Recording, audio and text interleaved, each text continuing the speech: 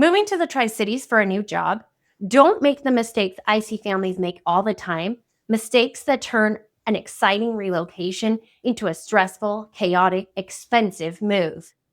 In this video, I'll show you the top 5 mistakes I see families make all the time and how you can avoid them so that your move feels exciting, organized, and stress-free. Mistake number 1 I see all the time is not starting the relocation process early enough. I recommend, whenever possible, that you start your relocation process 60 to 90 days ahead of your actual move.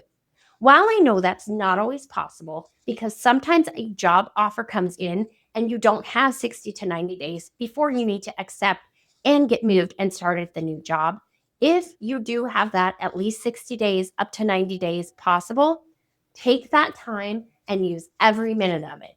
It will help the whole move go so much better if you have extra time to get your current home sold, get everything boxed up, get to the Tri-Cities, find a new home, and get your family moved in, especially keeping in mind the timelines of getting your kids out of their current school and current activities and into a new school and new activities. The more time you have to plan the move, the less stress and chaos you will feel, which will just make the whole process go better. Mistake number 2 that I see all the time is picking a neighborhood without having seen it in person. If at all possible, take the time to visit the Tri-Cities ahead of your move, doing a house hunting trip so that you can preview neighborhoods in person and see what they really feel like.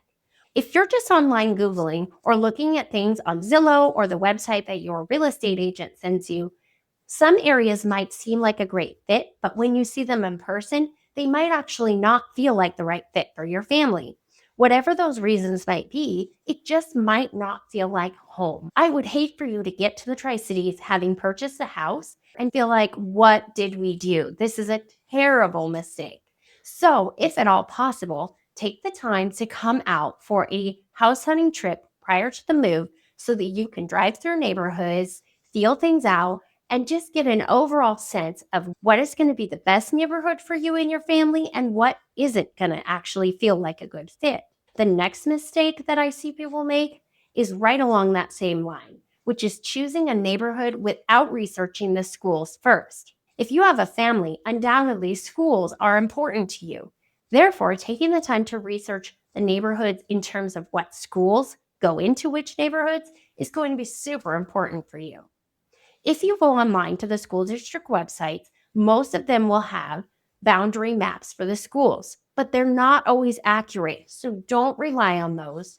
Don't rely on the information the HR department at your new job gives you. Don't even rely on the information that you get from your real estate broker. Do your own research. I can't stress that enough. The Tri-Cities is constantly growing, and we have so much growth that we are constantly putting in new schools, and the school districts are constantly redrawing the boundaries from year to year. Therefore, the information that you can find online, even on the school district websites themselves, is not always accurate. The best course of action is when you find a house that you're really excited about or a neighborhood that you're really excited about. If schools are important to you and your family, make a phone call to the school district. Pick up the phone, call the school district, and say, hey, we saw this house at 123 ABC Street. We love it. We're thinking about making an offer, but we wanted to verify what school it's in. The school district will be happy to answer that question for you.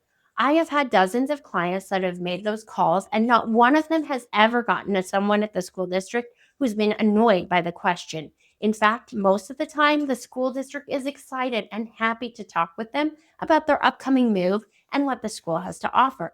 So make that call and get that information directly from the school district so that you know for sure that you are using the right, accurate information when making that decision about the house. Because I would hate for you to find a neighborhood you love and a house that you love, only to find out that that neighborhood is in a school district that isn't the right fit for your kid. Another thing that I encourage is if you have kids that have special needs, that need special education plans, maybe you're looking for a STEM school, whatever it is that you're looking for, whatever those specific needs are for you, your family, and your kids, call the districts, ask the questions, say, hey, what kind of options do you have for this type of schooling?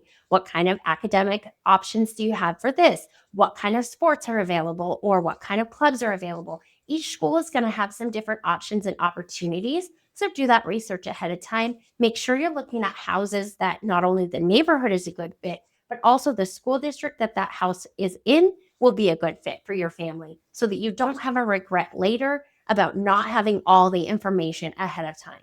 Here in the Tri-Cities, we have 3 public school districts, even though there are 4 cities. Kennewick has Kennewick School District. Richland has Richland School District. West Richland is also in the Richland School District, and Pasco is in the Pasco School District. Additionally, we have private schools available, so do the research, call around, look stuff up online, and then call the districts or the school offices directly and get all the information you need to make the perfect decision for you and your family. Now, mistake number 4 is one you might not think about as being a big mistake, but it actually can be very expensive. Declutter before you move. That is my tip number 4 for avoiding a big mistake. Why is not taking the time to declutter before you move such a mistake? Think of it this way. Do you want to pay for extra weight on the truck or maybe overload a truck and have to pay for a bigger truck when you could have just gotten rid of things you didn't need in the first place?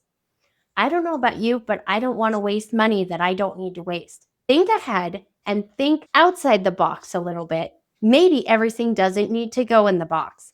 Maybe that ratty old couch that you bought with your husband when you were first married that you're somehow emotionally attached to doesn't actually need to make the trip this time. It might not fit in your new house anyway, and it's definitely going to take up a lot of space on the truck and weigh a lot. Maybe this time it makes more sense to leave that couch back, use that space and weight for something else, and buy a new couch when you arrive here in the Tri-Cities. I have a whole video on that if you want to check it out, called Declutter Before You Move. Talks all about this subject. So I don't want to go too in depth to it.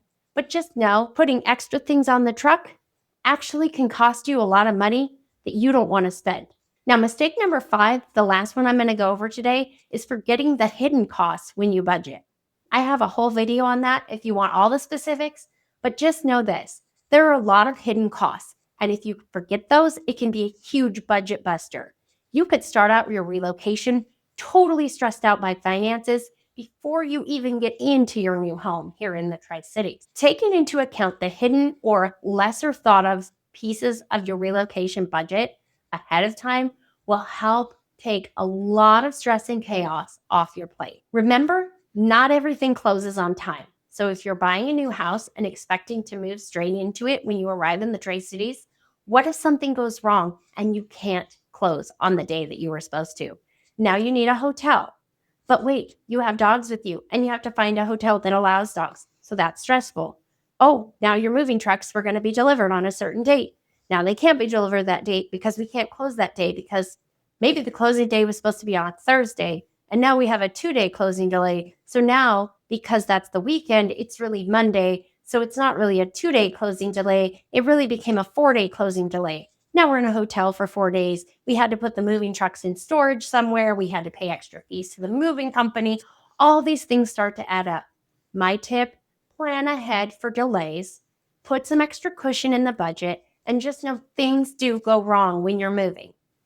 Also, budgeting ahead for those unexpected costs that you weren't thinking about. They really aren't that unexpected, by the way, but things that we forget about when we're in the throes of moving, like having to pay reconnect fees to the power company, having to get the internet hooked up, having to pay for our kids to register for club sports here in the Tri-Cities when they're already doing club sports where you live now and they're going to be doing them again. And you forgot that you have to pay the registration fees and buy them new uniforms and get them all set up with new gear because the gear they're using here doesn't match the gear they already have for club sports. These kind of costs can add up quick. And I hate for you to be sidelined with them and stressed out when you could have just planned ahead. Again, I have a whole video on all the different hidden costs that you might find. Feel free to check that one out. But these tips, these tricks, these mistakes, I hope you don't have to go through all of them because hopefully all of this information has helped put some ideas in your head and jog your mind and help you start making a list. And on that note, here's my bonus tip. Make yourself a moving to-do list. Put together a relocation list of all the action items that you need to have. Make a relocation budget. Look at your timeline. Know when your current house is going to sell and when you need to be buying a new house. Come up with dates that you can come out to the Tri-Cities and get a personalized relocation tour. Find a great relocation specialist agent who can troubleshoot everything for you on this end so that you can be worried about all the things you have to do over there and don't have to stress about everything over here. Finding a relocation concierge agent, somebody who can help you out and can take care of a lot of the steps that are happening right here in the Tri-Cities while you're handling everything where you're at right now.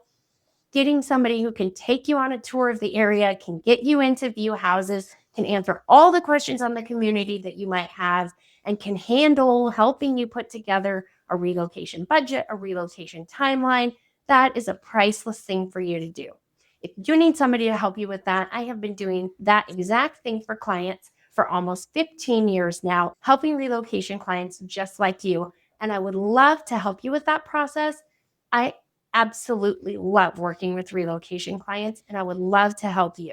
I'm Hillary Templin, relocation specialist and real estate broker here in the Tri-Cities, Washington. I help relocating professionals just like you with their move to the Tri-Cities. When it's time for your move, check out my playlist for all kinds of tips and tricks and videos on moving to the Tri-Cities and relocating to the Tri-Cities, Washington. I look forward to helping you and your family with your upcoming relocation to the Tri-Cities.